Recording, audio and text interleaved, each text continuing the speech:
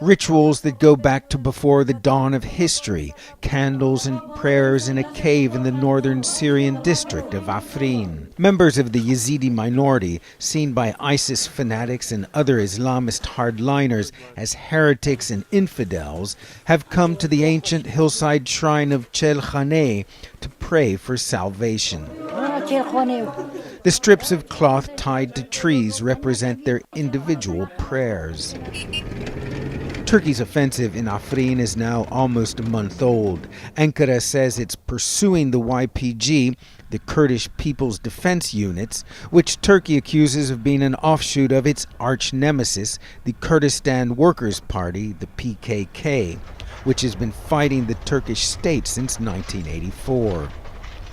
For the Yazidis, the Turkish onslaught has revived memories, all too fresh, of massacre and enslavement. We don't want a repeat of Snjar here, says Khalid Hussein of the Yazidi Council of Afrin, referring to the murder and enslavement of Iraqi Yazidis by ISIS in the summer of 2014.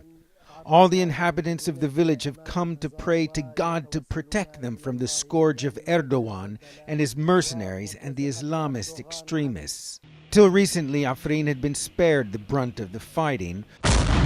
The wars in Syria, and there are many, have become a dizzying kaleidoscope of conflicts, sucking in Americans, Russians, Turks, Israelis, Lebanese, Hezbollah, and a host of minor players.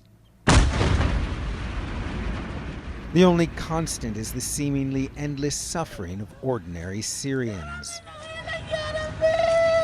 Fatima lost her son and 2 grandchildren in a Turkish airstrike on their home. Turkish officials insist they're trying to avoid civilian casualties.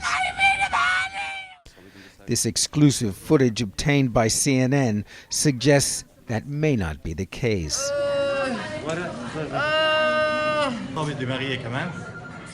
Shrapnel entered his brain, says this doctor. He needs intensive care. His wounds are serious. The town of Ma'batli is home to around 14,000 people, many from the Kurdish Alawite minority.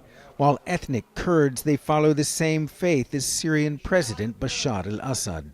They too fear the wrath of Turkish forces and their Syrian rebel allies, many of whom are believed to be jihadis. There's nothing to stop them from entering this area, burning it and killing its people and enslaving its women, as they did in Snjar, says Biar Jumerd, head of Ma'batli's Kurdish Alawite Council.